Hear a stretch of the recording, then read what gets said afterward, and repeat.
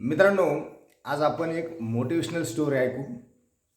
कारण आजची motivational story जर आपण ऐकली तर जीवनामध्ये येणारं दुःख, येणाऱ्या समस्या, येणाऱ्या आव्हान, येणारं अडचणी, दुःख, समस्या, आव्हान, अडचणी, संकट हे आपल्याला शिवू शकत नाहीत. आजची जर मोटिवेशनल स्टोरी ऐकली ना, प्रेरणादायी स्टोरी, तर हे काहीच आपल्याकडे येऊ शकत नाही. याला अडचणीला, समस्याला, संकटाला, आव्हानाला पेलण्याची ताकद आपल्यामध्ये येईल. आज फक्त हा व्हिडिओ आपण शेवटपर्यंत पहा. कारण आजची मोटिवेशनल स्टोरीमध्ये जसं सगळ्यात पहिली या पृथ्वी तलावर सगळ्यात पहिले मोटिवेशनल स्पीकर कोण असतील तर ते श्रीकृष्ण भगवंत आहे. त्यांनी युद्धभूमीवर, रणभूमीवर श्रीकृष्ण भगवंताने अर्जुनाला मोटिवेट केलेलं होतं. अर्जुन हा गांडीव धनुष्य हातात मध्ये घेऊन उद्विग्न अवस्थेमध्ये रथाच्या मागे जाऊन बसलेला होता. त्यावेळेस सर्वात जास्त मोटिवेट कोणी केलं असेल अर्जुनाला तर श्रीकृष्ण भगवंताने मोटिवेट केलेलं आहे. म्हणून गीतेमधलंच एक उदाहरण देऊन मी आपल्याला आज ती मोटिवेशनल स्टोरी सांगणार आहे. तर मित्रांनो, आपल्या जीवनामध्ये दैनंदिन जीवन जगत असताना, सामाजिक जीवन जगत असताना, कौटुंबिक जीवन जगत असताना अनेक अशा समस्या, अनेक अशा अडचणी, अनंत अडचणी, अनेक संकट, आव्हानं, दुःख जीवनामध्ये येत असतं. आणि त्यावेळेस आपण हताश होऊन जात असतो, उद्विग्न अवस्थेमध्ये येत असतो की अरे बापरे, भगवंताने मला माझ्याच वाटेला का असे दुःख दिले, संकट दिले, अडचणी दिल्यात, समस्या दिल्यात, माझ्याच मागं असं का होतं. परंतु ते तसं नसतं मित्रांनो. हे याच्यामध्ये काहीतरी एक वेगळं, काहीतरी चांगलं होण्यासाठी असतं. म्हणजे जे होतं ते चांगल्यासाठी होत असतं. हा एक हेतू त्याच्यामध्ये असतो. जसं आपण भगवद्गीतेमध्ये उदाहरण घेऊ की श्रीकृष्ण भगवंताने अर्जुनाला सांगितलं होतं की उठ आणि तू युद्ध कर. म्हणजे अर्जुन हे खूप विद्वान होते, महापंडित होते, ज्ञानी होते, अभ्यासू होते, खूपच म्हणजे बुद्धिमान होते, ते बलशाली होते, बुद्धिमान होते, ज्ञानी होते, चातुर्य होते, चाणक्य होते, अभ्यासू होते, ज्ञानी होते, ते कुठेही कमी नव्हते. परंतु ज्यावेळेस महाभारत चालू होतं, युद्ध चालू होतं, त्यावेळेस त्यांना अज्ञानात टाकलं होतं. जाणीवपूर्वक अज्ञानामध्ये टाकलं होतं श्रीकृष्ण भगवंताने त्यांना. कारण या सृष्टीचे स्वामी, या सृष्टीचे अधिपती, अधिष्ठदाता हे फक्त आणि फक्त केवळ श्रीकृष्ण भगवंतच आहे. त्यामुळे जाणीवपूर्वक अर्जुनाला अज्ञानामध्ये टाकलं होतं. कशामुळं? जाणीवपूर्वक की ह्या येणाऱ्या भावी पिढीसाठी, येणाऱ्या समाजाच्या कल्याणासाठी, जनहितासाठी, जनउद्धारासाठी, लोकांच्या उद्धारासाठी लोकांनी जाणीवपूर्वक जर भगवंताने त्यांना अज्ञानात टाकलं नसतं किंवा युद्ध करायला भाग पाडलं नसतं तर आपल्याला भगवद्गीता कळली नसती.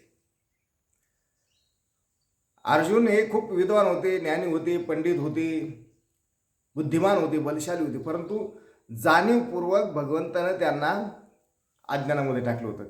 का?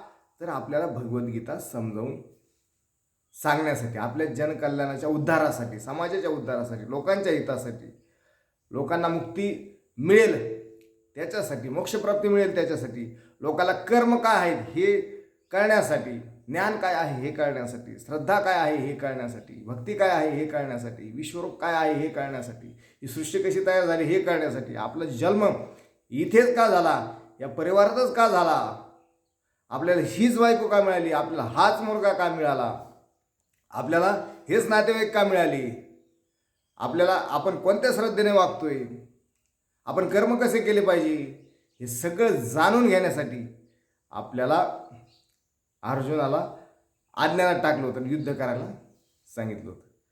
अर्जुन खूप श्रेष्ठ होते, परंतु आपल्याला जी मानवजातीची विस्कटलेली जी घडी आहे ती घडी व्यवस्थित बसवण्यासाठी अर्जुनाला अज्ञानात टाकलं होतं आणि त्यांच्याकडून हे कार्य करून घेतलं होतं.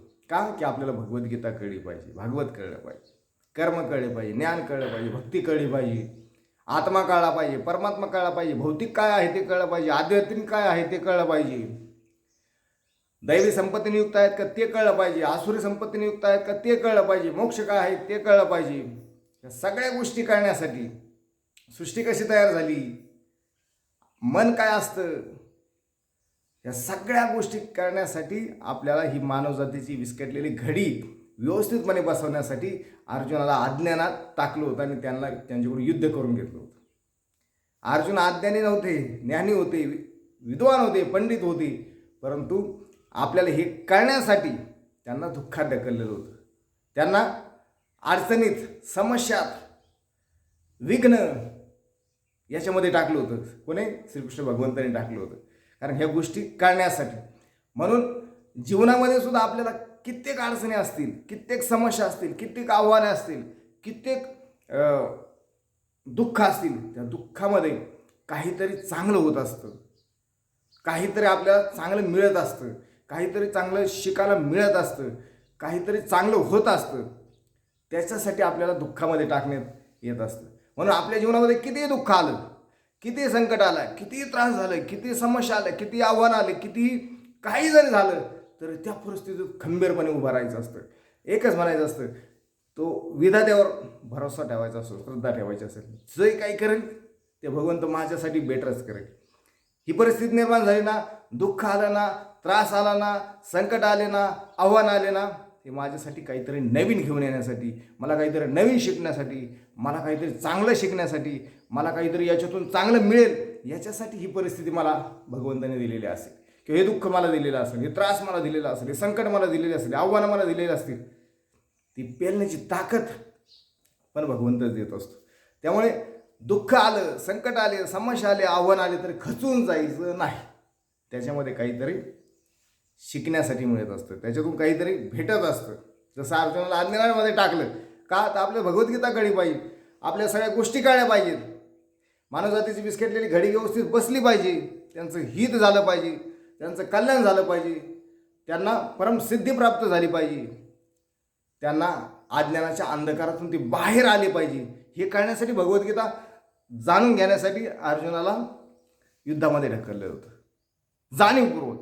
म्हणून आज आपल्याला दुःखामध्ये, संकटामध्ये, अडचणीमध्ये, समस्यामध्ये जरी आपल्याला असतो ना आपण, तरी त्याच्यामध्ये आपलं काहीतरी चांगलं होण्यासाठी त्या भगवंताने, त्या विधात्याने, त्या सृष्टीच्या मालकाने, त्या सूत्रधारानं, त्या अधिष्ठदात्यानं, अधिपतीनं, या सृष्टीच्या स्वामीनं आपल्याला त्याच्यामध्ये टाकलेलं आहे. का? तर आपल्यासाठी काहीतरी चांगलं असेल, चांगलं राहिलेलं असेल, काहीतरी चांगलं मिळणार असेल म्हणून टाकलेलं आहे.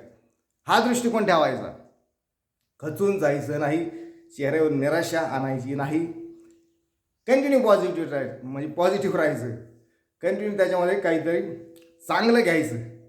त्यावेळेस आपण पॉझिटिव्ह जीवन जगू. नाहीतर मग समस्या आली, अडचणी आल्या, दुःख आलं, विघ्न आलं, मग खचून जायचं. याला जीवन आहे. जीवन क्षणभंगूर आहे.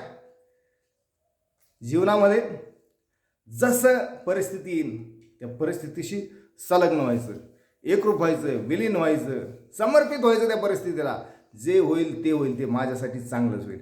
जे होतं ते चांगल्यासाठीच होत असतं. एक राजाची कहाणी आहे मित्रांनो, आता सांगायला आपल्याला वेळ नाही. राजा असतो, एक राजा वनामध्ये जात असतो.